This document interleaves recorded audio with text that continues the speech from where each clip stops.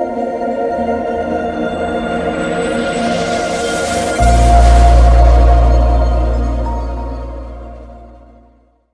जान ला बिना प्रेम का संसार नहीं बा।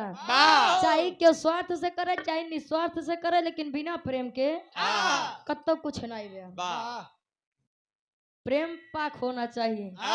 पहले को लोग प्रेम करत रहे, नहीं आज वाले लव करत है। ये लव में सब हो जाता सुरेश चाचा। देखता कितना जने बिरादरी बाहर हो जाता।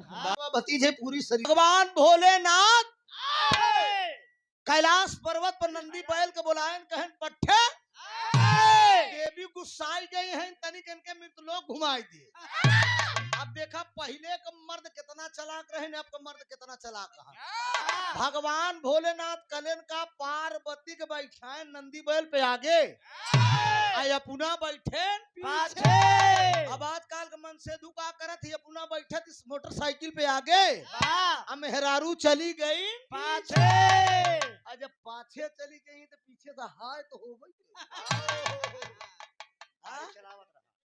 फेसबुक पे देखे एक लौंडा जमाना ऐसे चलते चलत नंबर मोबाइल के लिख कैसे हमारे दे चुपे से मोटरसाइकिल सटका घेराऊ चलते यहाँ काम हो गया। मेरे दोस्त देवी देवता चलाक रहन की ई बारे भोलेनाथ आगे बैठावत रहें। अभी जान ले मृतलोक में लिया के आई गे माई पार्वती कहन मृतलोक बहुत बड़ा बा, कितना तोहका घुमाई आई। महुआ का पेड़ बा ही सुगनी बन के बैठ जा तू। सामने जो 2 तल्ला का मकान दिखा भी 4 गांव को माना जाना चौधरी लालचंद पाड़े का मकान है। अब चौधरी स्नान करे गया है, पढ़ाई न के घरे में बाठीन। अब हम कुछ करा मात करे चलते तू बोलियो माई पार्वती सुगनी बन के बैठ गई। और चौधरी चौधराइन गाजीपुर वाला बेलना ले रोटी बेले जाती है और गाये जाती है कि हाय हाय अरे कोई झरना, अरे कोई झरना कोई झरना कोई झरना कोई झरना। ये गीत मेहरवन के अरे महादेवन में भी जैनी, महादेवन में बरसई नीर भिजई मोर चूनरिया। महादेवन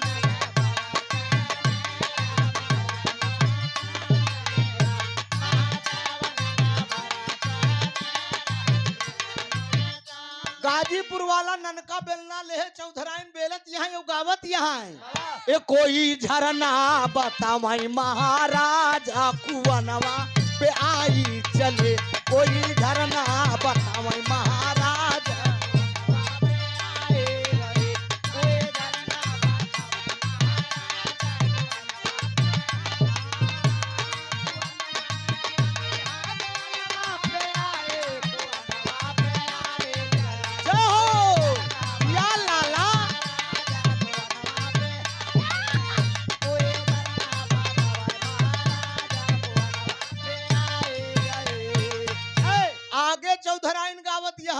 कि नान के बलमुआ के अरे मई का बखानऊ, अरे नान के बलमुआ के अरे मई का बखानऊ। जमंतिया नहीं लेसाने सोई जान हो वनवा पे आई चले। अब भोलेनाथ का करता है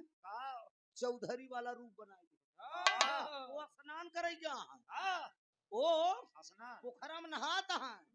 अब भोलेनाथ करन का वह लालचंद पाड़े वाला चाल ढाल बोल चाल रूप रंग। अब बनाए के पहुंच गए चौधराइन लगे का ए चौधराइन अरे तनी कच्ची पक्की रोटी जल्दी बनाए के दा हम पंचायत में जा। चौधराइन सोचत यहाँ कि हमहिन गभई भई तनी जल्दी है नहाए के आई गए। किवाड़ा खुला चौधराइन और भोलेनाथ अंदर, दोनों जने अंदर किवाड़ा बंद। ए बच्चा किवाड़ा बंद करे बाद फिर चौधराइन बेले जाती हैं और गाये जाती हैं। अब भोलेनाथ खात कैसे हैं कैसे जना अंगने में मुंह जुठा रहा था। आधा चौधराइन का ताकई आधा। और चौधराइन आगे कहती है कि खोदी खादी सैया के अरे मैं तो जगाऊं, अरे खोदी खादी राजा के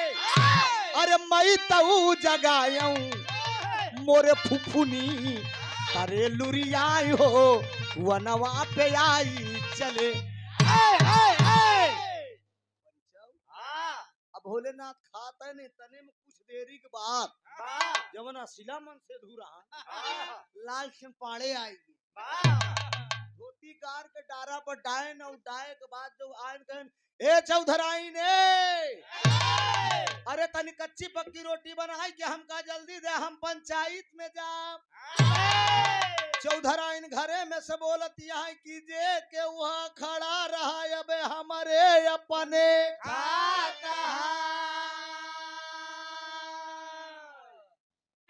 कभी जी हमारे अपने फांसी गया मामी। अच्छा तो ही बतावा मन सेधु घरे में न रहा या घरे के अंदर से मेहरारू बोले कि जे क्यों खड़ा रहा। अरे लाल चंपाड़े कहन अरे कलुआ के अम्मा हम अरे तोर चौधरी। चौधराइन कहन हाँ भैया जे के वहाँ खड़ा रहा अबे हमारे अपने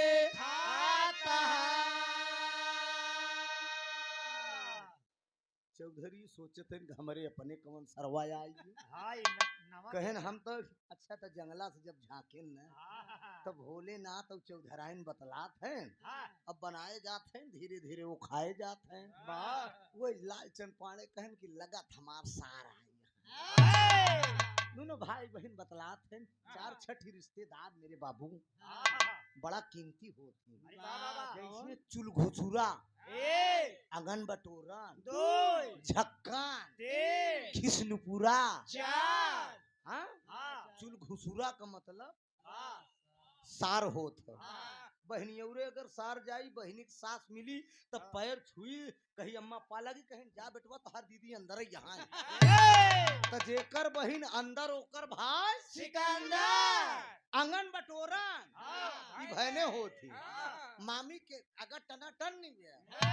अब बहने जवान बा मामी आंगन बटोरे जा दिया बहने पीछे पीछे हे मामी माँ ठंडी उंडी मामा के साथे कटत भी ना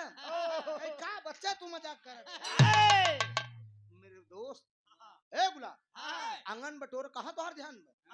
दूसरी बात में एके जान ले हाँ हूँ करत रहा फालतू बात उन्हन की नहीं हाँ आंगन बटोरन मेरे दोस्त और झक्कन ये समधी होती अगर ये दाढ़ी बनवाए तो समधीन कितनो बुढ़ान रहा लेकिन कितनो मेहरारू निक निक दिखाई जाए लेकिन ध्यान समधियाने में जब देही तो समधिनिन को रही यार मोर समधिनिया नाई देखा हां और खिसनुपुरा ये फूफा होत सारे के बेटवा अगर जवान बा तो फूफा खोद के मजा ले लेत का हो फूफा ए फूफा बुआ बे ठीक ठाक से बोलत थी ने का बे बच्चा तो हूं जवान है अरे कहे फूफा बाबूजी ओइसे लाल चंद पाड़े कहा था इनकी लगत हमार सार आई है एक ही तर्ज का लाइन बा ना कौनी ओरी राम पत्थर पदूभ जामा कौनी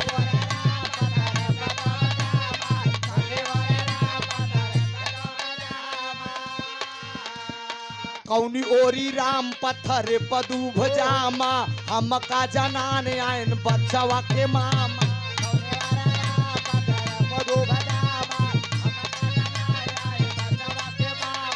कौनी ओरी राम पत्थर पदूभ जामा हमका जनान आयन बच्चवा के मामा अरे हो मोरी सावर सावर सावर गोरियाम भोजन बनावा चाटकार अरे हो मोरी सावर गोरी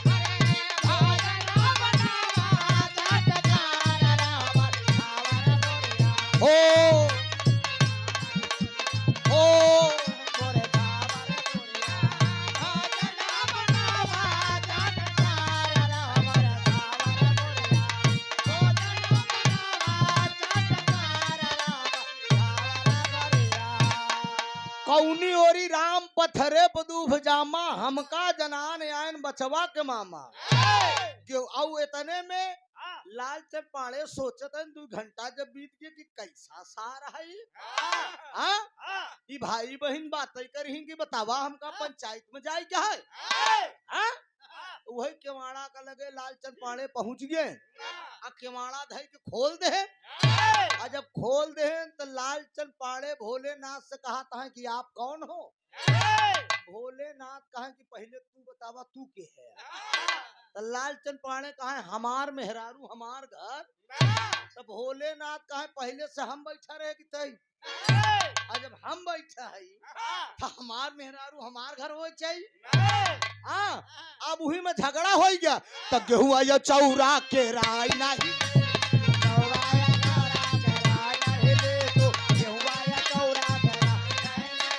गेहूं आया चौरा के राय नहीं ले तू मैं एक ही दुल्हा के राय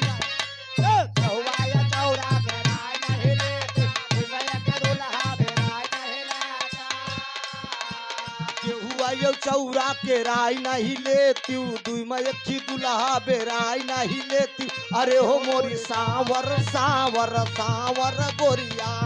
भोजन बनावा चटकार अरे हो मोरी सावर गोरिया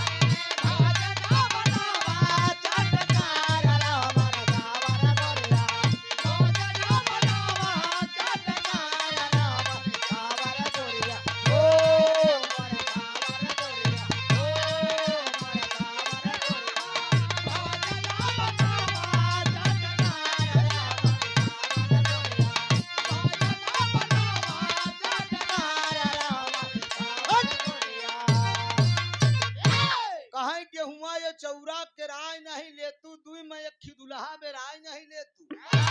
अब लालचंद पाड़े अपनी तरफ पकड़ के खींचता है भोलेनाथ अपनी तरफ खींचता है लालचंद पाड़े कहा अरे कलुआ के अम्मा ते हमार मेहरारू है अब भोलेनाथ कहा पहले से हम बैठा है तू हमार हो अब वो हर खींचता है चौधरान कहा रुक जा खींची खींचम हम आधी हो जा रुका पहले रुका तो बताई 2 बीघा दूरी खरिहाने सासैया लेटिया है अब बाबू जो ठन्नी भर टिकुली लगाए डबल बीरा पान खाए भोला जाफरानी और गोलकी सुपारी लमका सरौता अल्लाह राजा मचिया पर बैठे भच भुच मारत है इतने पर लालचंद पाड़े बहू पहुंच गए कहा अम्मा सही सही बताऊ अम्मा कहे का भदुलहीन कहे अम्मा सही सही बताऊ बा तोहरे भैया हाँ रुक तोरे कई बेटवा हैं ए कहन 35 साल बियाह भय होई के कभू नहीं पूछू आज पूछत हो कई बेटवा हैं काहे नहीं अम्मा से जो काहे खाली एक बेटवा हमरे लालचंद पाड़े अकेल काहे अम्मा नाराज न हो एक आठ ठीक कहूं अराहरी और अरे रे बुढ़ाई दाऊ यही करे के बा भोलेनाथ के भक्ति नहीं गले में हीरा पहने है कहे अम्मा नाराज न हो एक कई रूप के घरे में आज 2 जने घुसुआ तो सास रानी कहा था इनकी पिताई के को बुलाए रही हो बे कहे अम्मा तू भोलेनाथ के भक्ति नहीं तो हम विष्णु के भक्ति नहीं हम क्यों को नहीं बुलाए है चल के तू देखा आगे आगे सास रानी चली जाते हैं पीछे पीछे पतो अब दोनों बेटवा खड़ा एक तरफ भोलेनाथ एक तरफ लालचंद पाड़े दूरिये से सास रानी अम्मा को जब देखें तो भोलेनाथ कहा था अम्मा पा लागी कहा जियत रहा बेटवा जियत रहा भोलेनाथ कहा था कि अम्मा सही सही बताए काल तक जब बीमार रहे 7.5 रुपया का दवाई ले आए है तो का दिन उसे खाए से तो का आराम बा कि नहीं कहा हाँ बेटवा आराम बा अब असिला मन से तू कभी भी सोचत कि राम यही दवाई तो हम लाई आए रे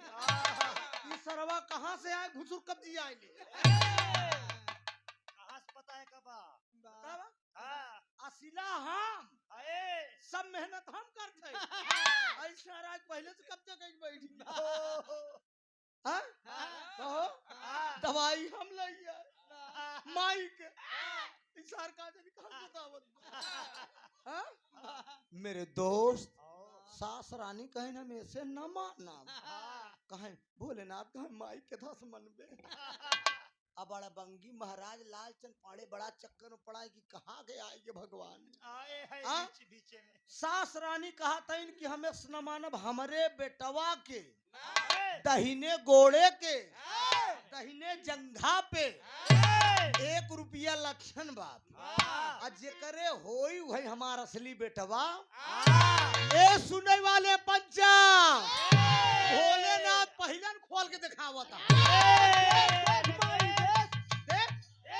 देख माई कहाँ गए देख कहाँ गए माई देख अब असिला मन से तू खड़ा पा मुंह मोड़ो ये दांत हमारे ई सार कहाँ से घुसुरी कभी जी अब तू समझे कहाँ से घुसुरी हाँ सास रानी के दिमाग नहीं काम कर कहत कहानी अरे मोर प्यारी दुल्हन अरे मोर प्यारी दुल्हन ये बुजुर्गों की थाती है साथियों ये अमर हो गई आज गीत बाबू राम आधार जी जनाब हैदर अली जी बाबू राम कैलाश जी लाल जी लहरी जी लहरी कभों कभों अब्बो कभों गावत रहे जब हैदर अली उस्ताद दुनिया ई एनहान काहे मार एक ठिबा सारे कइयो ठिया है ने यही से हां हाय हाय अरे शायरी रोवती ब्या ए मुन्ना राजा हाय हाय शायरी रोवती ब्या आज हो तबा घुंगरू कई झनकार शायरी रोवती ब्या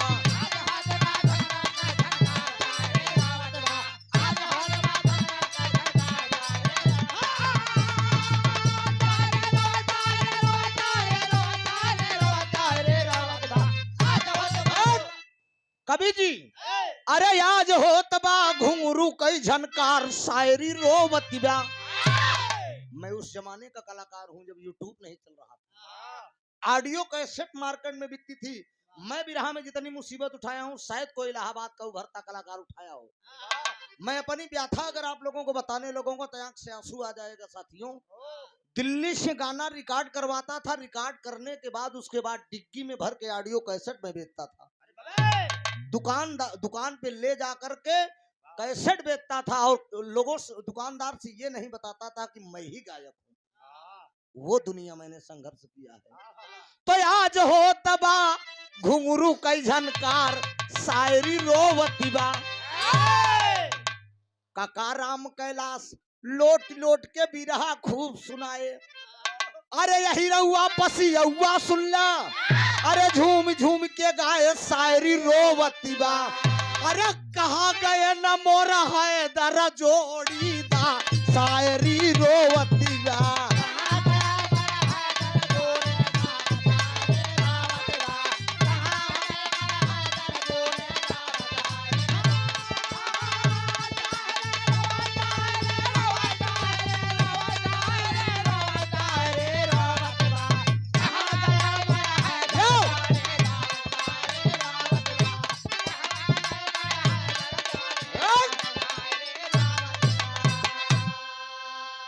कहाँ गए मोर हैदर जोड़ीदार शायरी कहाँ गए मोर दादा राम आधार शायरी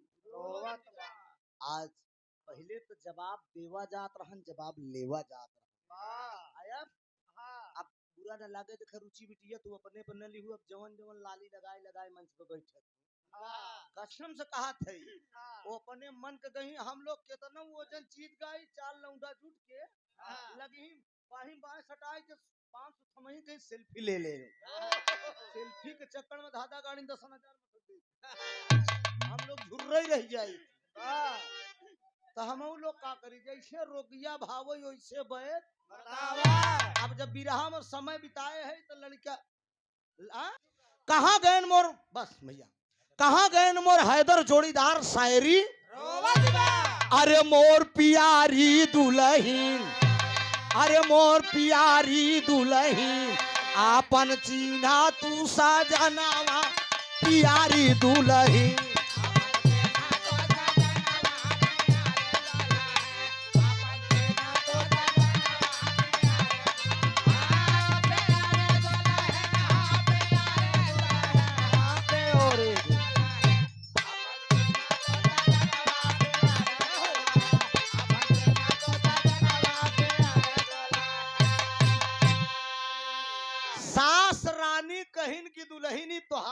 सेधु हैं तू ही पहचान सकत ये हमरे बस के नहीं बा सास रानी चली गई खरियाने अब मेहरारू सोचे दिबे कि भगवान दिन तो बीत जाई रात कैसे बीती रहन जब खाई पी के टंच होई जब पेट में जाई चारा तब खुरा बात करी बेचारा वही खाना पीना बनाए खियाए दोनों मन से धूप ओकरे बाद बगल एक कमरा रहन भूसौली वाला लई गए वही कमरा में एक मोट के बेड़ा उठाए अब बेड़ा उठाए कहा बोले जी आ जल्दी से मैं बताई दे कि दोनों जने में से असली मन सेधु हमार लाल चंपाड़े मुंह बोलो बोलो अब भोलेनाथ मुस्कुराते हैं कहते हैं हम आई ना हम पहले से आए रहे ना ई साल कहाँ है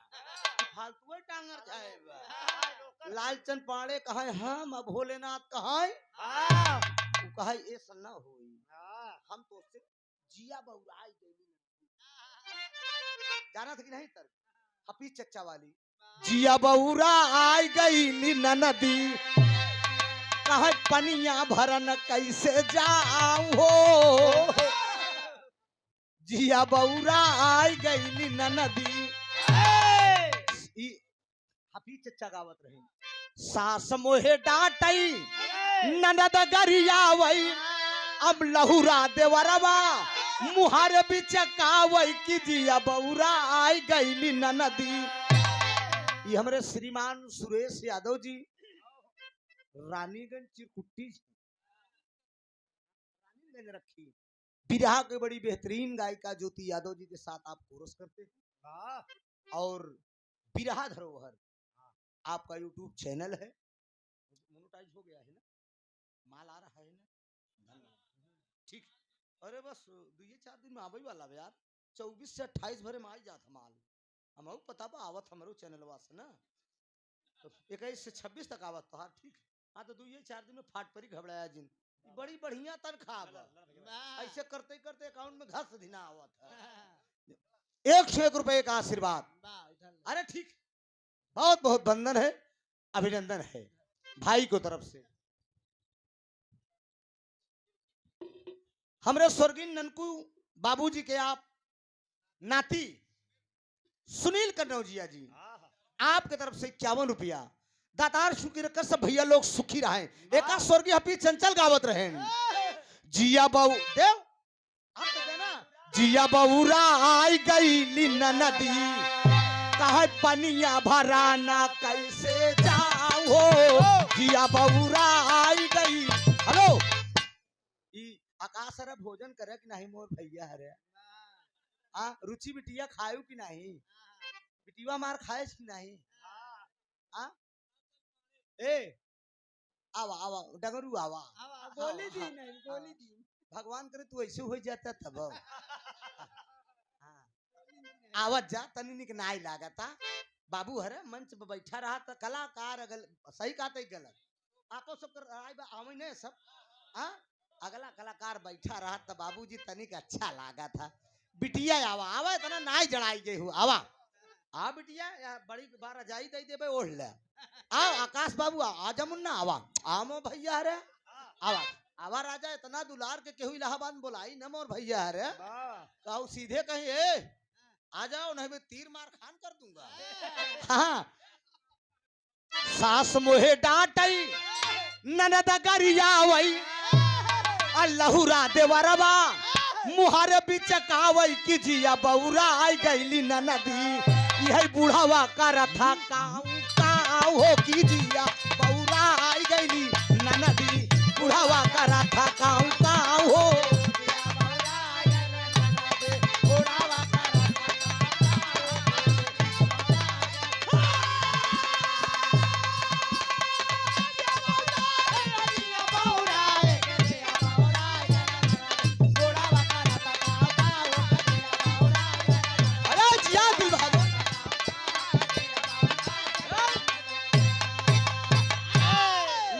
भूसौली वाले कमरा में मेहरारू लई गए दोनों मन से धूक लालचंद पाड़े को भोलेनाथ से पूछत बे कि प्रश्न कहा पे यही जे बताई दे वही हमार असली मन से धू कहाई उहई मोर दुल्हा कहाई उहई मोर दुल्हा कहाई हमारे गवन का बात जे बताई उहई मोर दुल्हा कहाई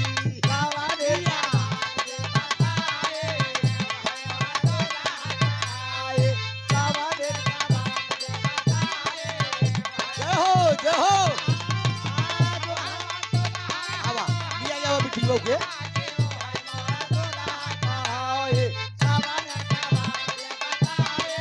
हेलो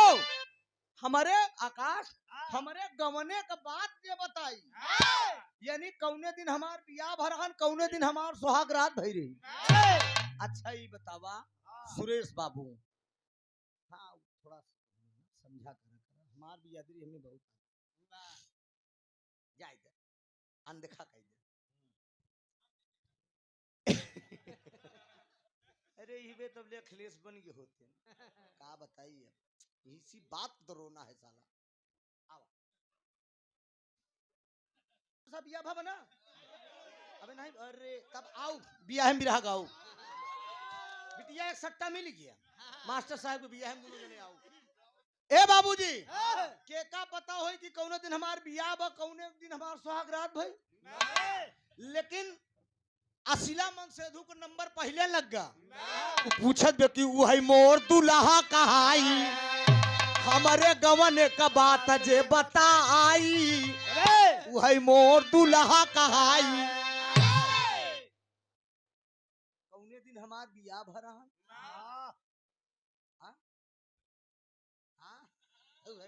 बुढ़ाई दांव में मेन करत जवानी में काजनी का करत रहा हो गया वही मोर दुल्हा कहाई हमारे गवने का बात जे बताई असिला मन सेधु का नंबर पहले लग गया लालचंद पाड़े का तो बतावत का यहाँ कि एगहन का महीना रहा रानी माना बतिया एगहन का महीना रहा रानी माना बतिया एगहन का महीना रहा रानी माना बतिया अरे बिहाई के लाई आवा यही तवार वाली रात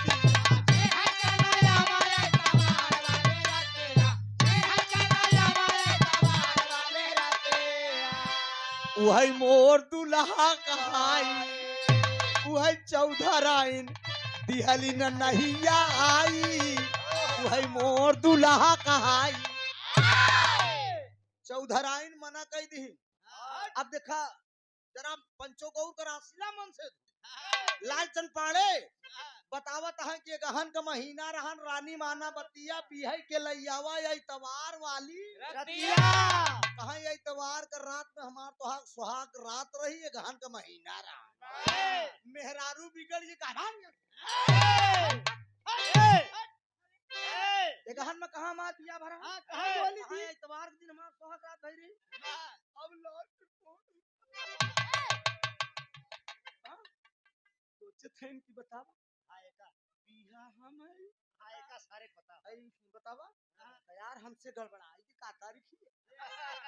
महीना गड़बड़ाई की का बोली दिन का मेरे दोस्त महीना गड़बड़ाई आका महीना गड़बड़ाई तारीख गड़बड़ाई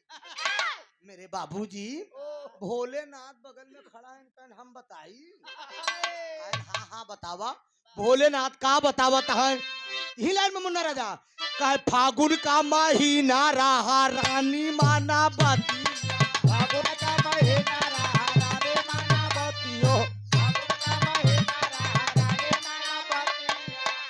अरे बिहई के लैयावा सोमवार वाली रतिया बिहई के लैयावा सोमवार वाली रतिया बिहई के लैयावा सोमवार वाली रतिया उहई मोर दुल्हा कहाई अरे उहई मोर दुल्हा कहाई चौधराइन मुसकाई उहई मोर दुल्हा कहाई चौधराइन मुसकाई उहई मोर दुल्हा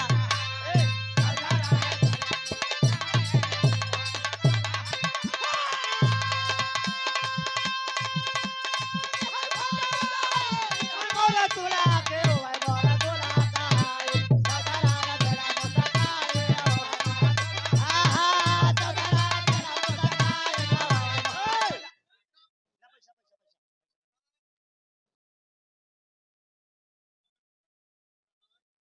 श्रीमान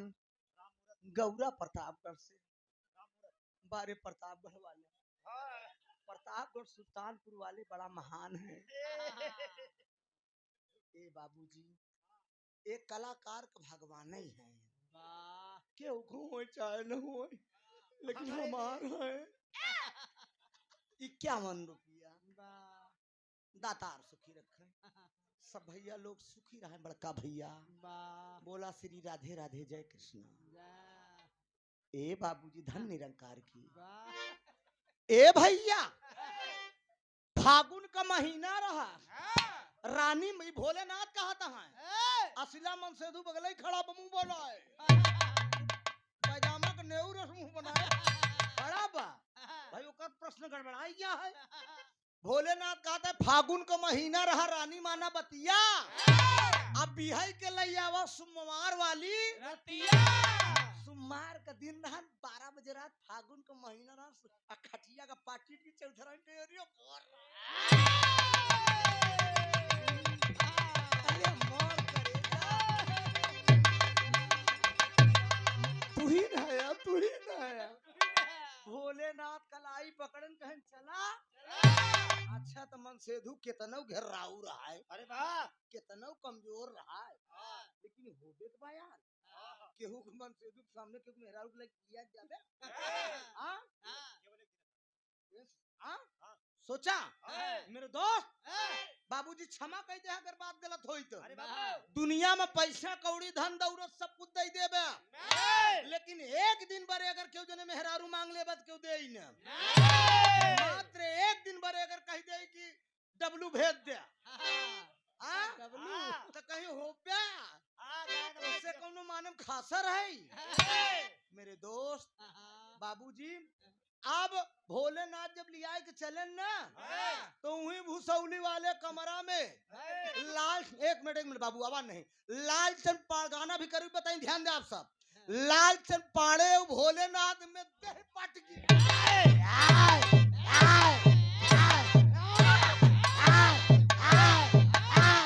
और मार सारे का बस मार सारे का जवान अखाड़ा होता। मेरे दोस्त मेहरारू कहा था कि है देख बिना जंग अखाड़े के जंग होता। अरे राम दहिनाती गाड़ू हरा और केथो बरे मरते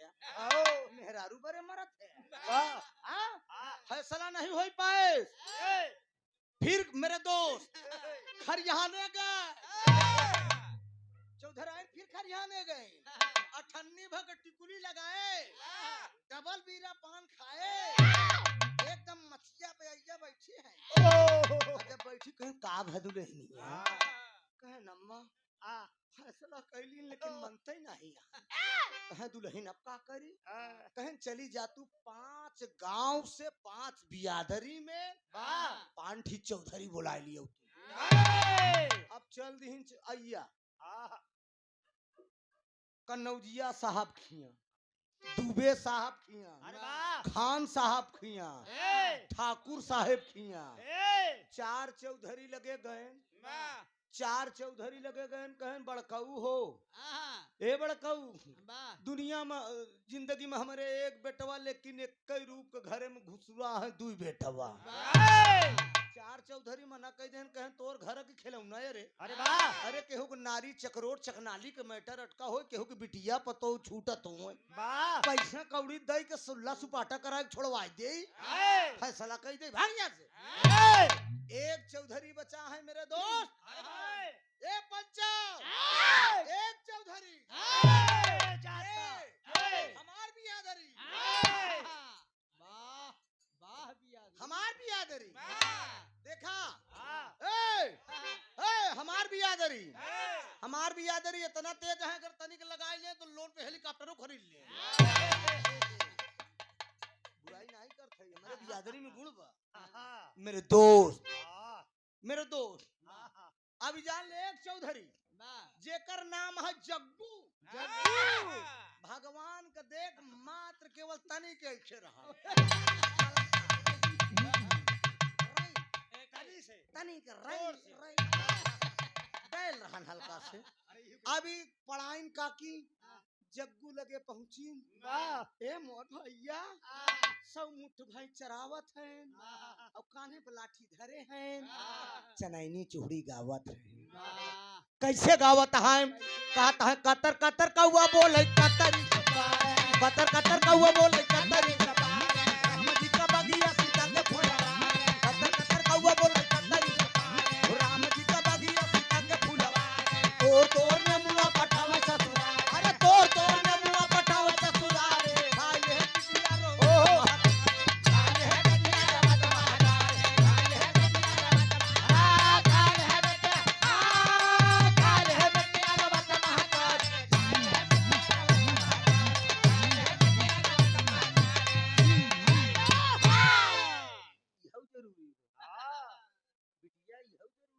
देखा है ये देख ले कितनी हिट हुई गई ना ये हां और गांव ऐसे कान्हे पे लाठी धरे यही रख भी रहा देखा जाने रहा यही रे क्या काहे लईली लकड़ी धमकले पावे लईली लकड़ी धमकले पावे भुवरी भाई सिया का बोगे तारे एक सेरा दूधवा सवाल शेर पावे अरे एक सेरा दूधवा सवाल शेर पानी लइए बदलिया में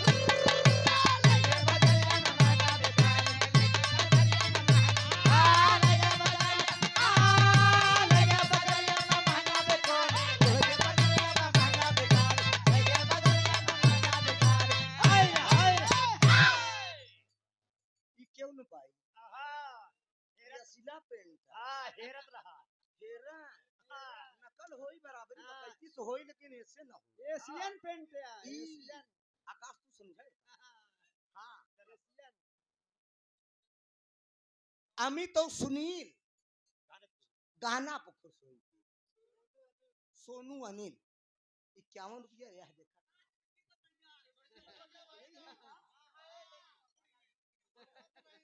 अच्छा जागत रहू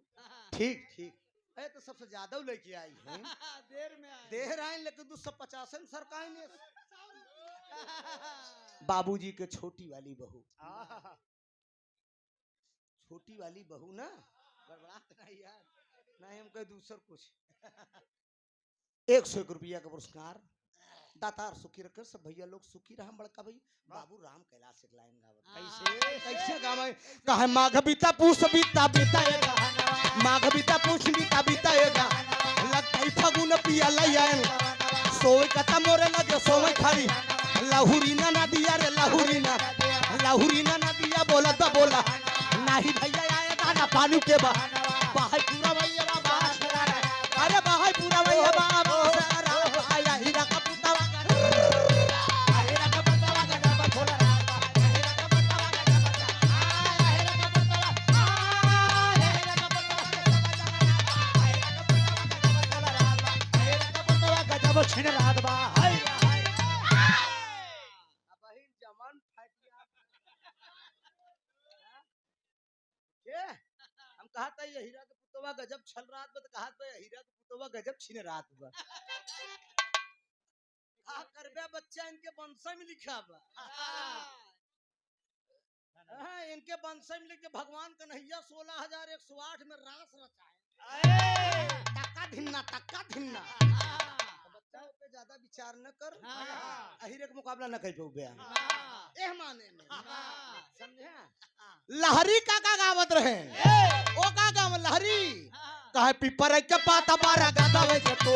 पिपर के पाता बारा गादावे के भौजी तोरे लागी गादा खिनावे के पिपर के पाता बारा गादावे के भौजी तोरे लागी गादा खिनावे के दालदार जाना तू केरावे नहीं अरे दालदार जाना तू केरावे नहीं जान तू अपने भटा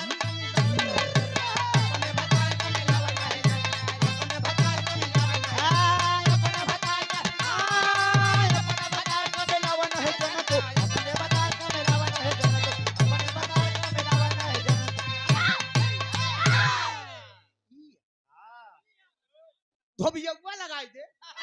कहा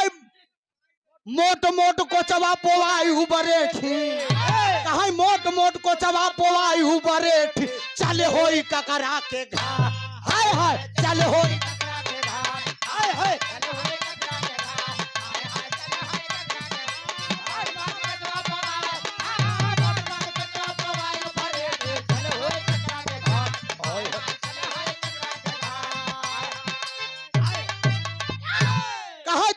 चीज जिना भूलियो बरेठिन, अरे तीन चीज जिना भूलियो बरेठिन, हुकवा तमाकुल पान। तमाम प्रकार का गीत व गाना बड़ा हो जाई, चनौनी चूड़ी जग्गू गावत है। इतने में पढ़ाई काकी पहुंच गए, जब पढ़ाई काकी अठन्नी भग टिकुली लगाए। पढ़ाई अच्छा एक बात भैया बड़ा शौकीन हो, खुद तो गोबर फेंक ले लेकिन मेहरारू से न फेंकवई। दुआर बहा ले लेकिन मेहरारू से एक क्यों दिन होया तो भाई रे माफ कहवा कि ऐसा ऐसा भद्दगी खोलत है। हां मेरे दोस्त अब हर चनौनी चौड़ी होत बा तब ले पढ़ाई पहुंच जे न ठन्नी में टिकुली लगाए। जब ठन्नी के टिकुली लगाए पहुंचे तो जग्गा जब देखे तो कहा चलिए पढ़ाई पहुंची बहन बड़काऊ ये बड़काऊ तू चौधरी है कह हमारे नहीं कहन के कहन जग्गू कहन बड़काऊ ये बताओ रुका रुका इतना हंसाई दे फुल फुल एंजॉय ये मतलब धारा एकदम डायरेक्ट वीडियो देखा ना। हां और का यार ए बाबूजी कहां बड़काऊ कहां का बात आ कहां कि जिंदगी में हमारे एक बेटवा केवल, लेकिन आज घरे में हमारे दुल्हनिया लगे दू जने घुसुरिया तो कहे अच्छा जगुआ कहे अच्छा ये बताओ तू लाल चट पाने को माई हो कहे हाँ बड़काऊ हम लाल चंद पाड़े का माई है। कहा तू चिंता न करा जिंदगी में बहुत फैसला करे कि बबने को फैसला कर दे। अब देख कनवा ठीका ले ले 1.25 लाख में हंस जाता ठीका ले तो कनवा लगाई तहरत में जमाए 4 चौधरी कहे बताव है लहो चारों जने मना कह देने कनाऊ ठीका ले जब ए फैसला करी है चातानी ठीका ले के मेरे दोस्त चौधरी मन में सोचत का उड़ान बा चौधरी कहां लगे मन लाई ऐसे फैसला होई दिल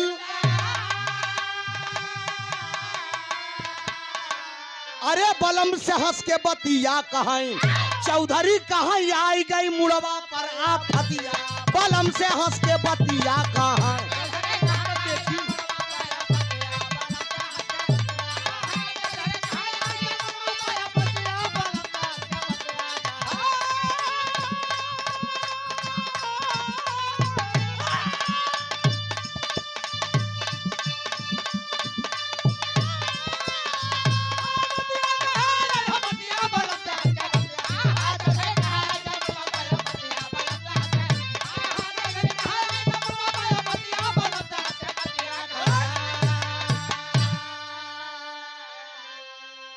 सुने वाले पंचो जग्गू मन में विचार करत हैं कि बभने का पंचायत करत हुए पढ़ाइन काकी से जग्गू दादा कहेन कि कौनो बगिया उगिया बा कहन हाँ काशी नरेश के सिरधरी में 10 बिस्सा का बगिया बा और वही काशी नरेश का हाथे का खोदावा 10 हाथ चौड़ा कुआं भी बा। तो जग्गू दादा कहन बस वही कुएं पे पंचायत धई दे जाए के पूरा ढिढोरा पीट दे काल असली मन से दू का हमारे पतोहू की पहचान होई। आ एक काम करू आज के रात में रस पंचायत में रस्सी लोटी गुड़ हुक्का चिलम तमाकू वगैरह वगैरह सब इंतजाम कर दी हूँ समझू भाई जानिल बाबू 5 मिनट लेकिन एक काम करूँ आज के रात में अपने पतोहू के लिया के अपने लगे लेटू दोनों बेटवा लगे जाए कवन असली है कवन नकली खतरा हो जाए तो इज्जत गए इज्जत दोबारा चौधराइन अपने लगे ले जग्गू बतावत है अपने लगे ले के लेटू पंचायत लगी दोपहरिया में काशी नरेश के बगिया में एक से बढ़कर एक मनई जुटेन दुल्हन बोलाई गई एक तरफ दुल्हन खड़ी भईन एक तरफ दोनों मन से धु आए जग्गू दादा कहन दुल्हन एमे से तू पहचान नहीं पावत या तोहर असली मन से धु के आठे कहां जब पहचान ही पाई इतना बड़ा मेला काहे लगाई धीरे धरा आज असली मन से धु तोहरे पहचान हो जाई मेरे दोस्त वही बाबूजी हाँ। जग्गू दादा दिमाग लगे देखा दिमागदार आदमी जग्गू था ऐसी बात बताई जो ना तनी गाई चढ़ खाई चढ़ हो उको दिमागदार होबो करत हां एका जान ले गमन तर खाली ओम प्रकाश बाबू जो तनी कर रहे रहा है खाली देखा उनके माइंड करने पबो लकड़ी लगाए रहे केहू पार्टी न बने जल मेरे दोस्त बाबूजी दास कहां से बोलता जरा मुसाफिर बात पर्दे में ए बाबूजी वही जग्गू दादा पहुंच गए पंचायत में कहन कहन कस दादा आई गए कहन हाँ आई गए कहन दादा कैसे करबे फैसलवा कहे बहन 2 मिनट में करी थी यार ई तो जगुआ के बाएं हाथ के खेला यार वही पहुंचन कहने भाई ये ई जोन पंचायत में है ई पंचायतिया में खाली 5 जने उठ जा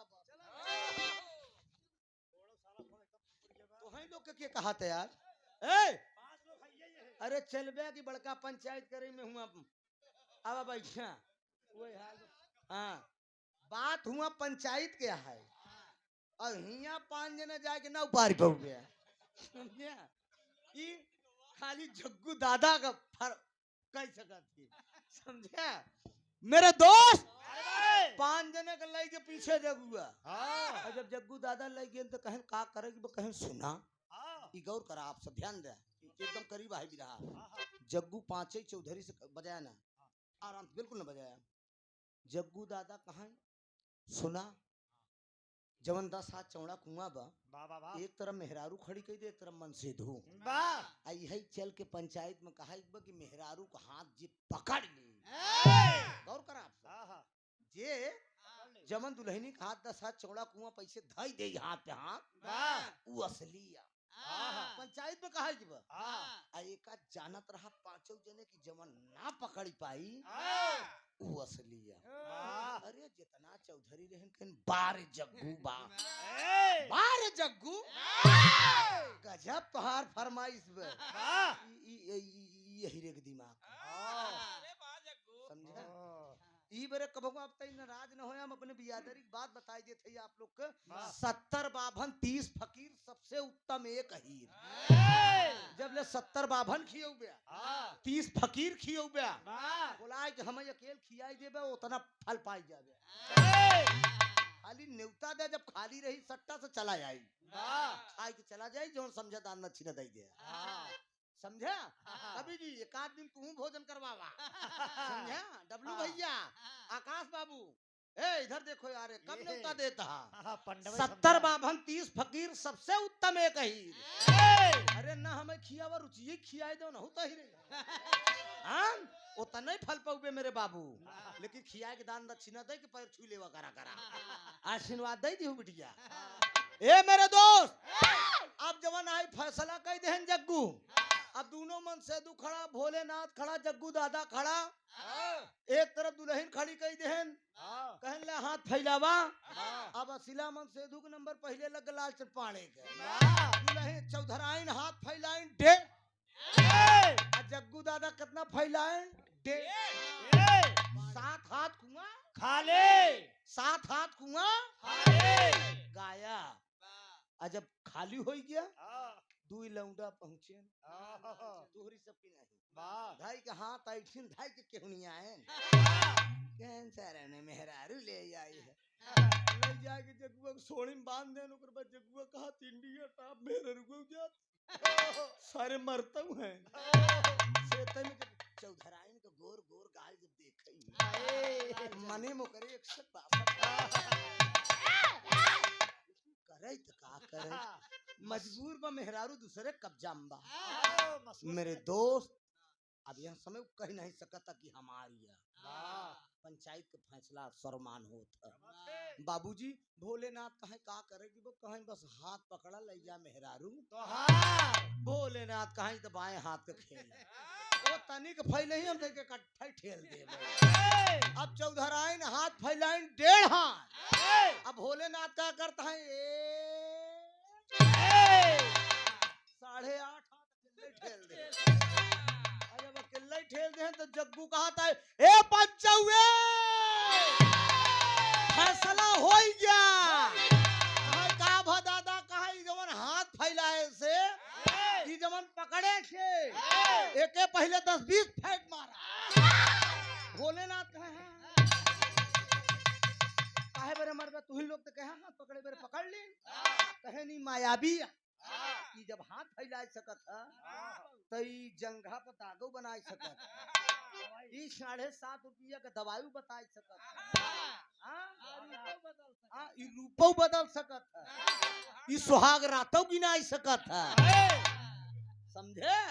कि मायावी बा जब भोलेनाथ का मारे जब देखा भोलेनाथ मराता है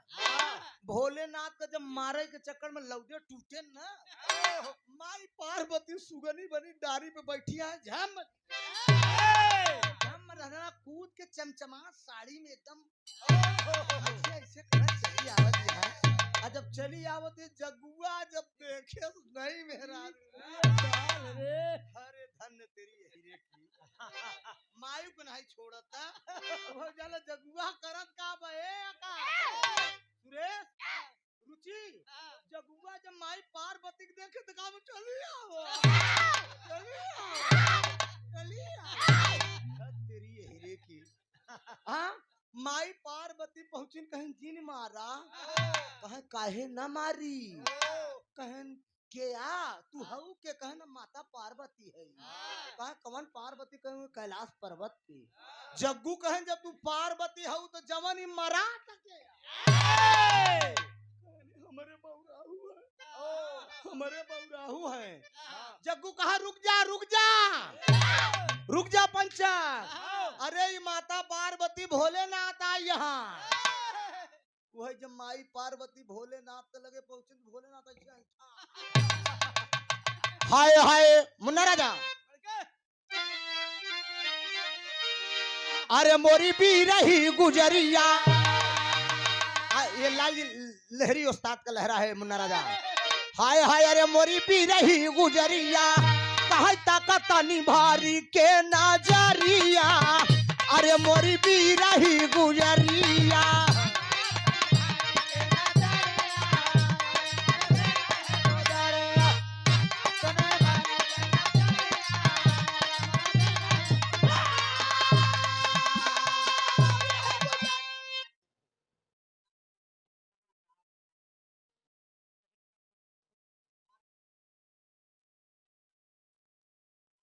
दौलतपुर कमल यादव दौलतपुर की धरती से जहां रहे आबाद रहे लहरी की शुभकामनाएं साथ रहे। अरे वाह क्या बात साथियों कलाकार कोई कलाकार नहीं होता है कलाकार यही बरे हमका कहा कितना छछंदा ई बा धाई लाल जी बन जाता दाई हैदर बन जाता दाई हफीज बन जाता मिक्स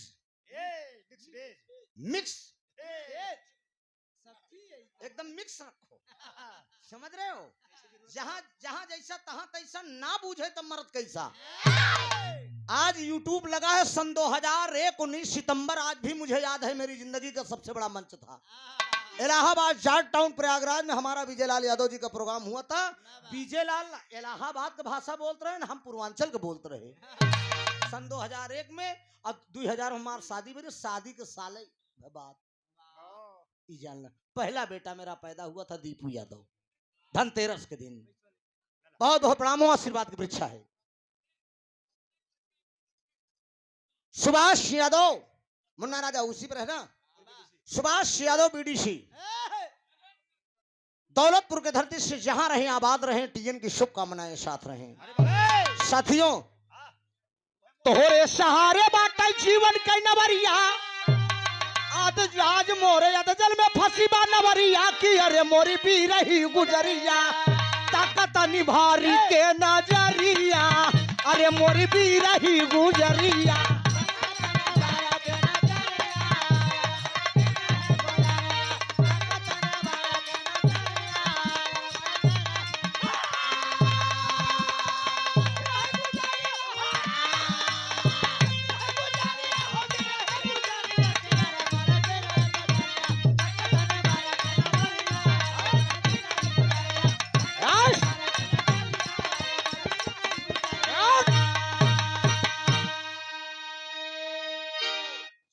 लवंडे साथियों मुन्ना राजा हल्का सा पर्दा बहुत ऊंचा हो गया हम फिट थे, कोई बात नहीं, हम अपने हिसाब से फिट हैं। नहीं आजकल लौंडत पोक मरी एका जान ले। भगवान भोलेनाथ कहन देवी मरवाई लिहु तब आऊ काय हमका का पता मेहरारू तू हे रही गे रे तब तू चाहे जवन तोहरे साथे हो। भगवान भोलेनाथ माता पार्वती दोनों प्राणी जब असली रूप में, पर्दा मुन्ना राजा हल्का से कम करके पद में देना, रुको भैया हम बोल देंगे आप पकड़ लेना। भगवान भोलेनाथ माता पार्वती जब असली रूप में आ गए, जब दोनों जने जाए लगे कैलाश पर्वत पर, जितना पंचायत करे वाले चौधरी रहे सब पैर पे गिर गए, जान गए कि भोलेनाथ तो पार्वती है। तो हाय हाय अरे हंसी खुशी से दोनों प्राणी,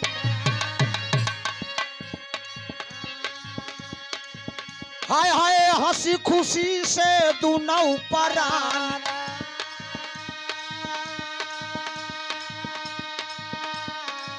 घर में लूटई मौज बहा,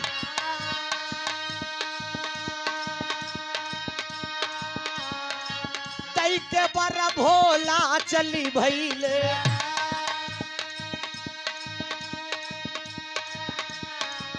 आगे खत्म भवाई जहां,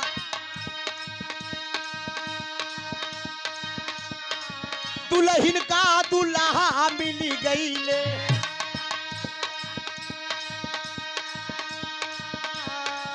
इच्छा पूरी भासर का,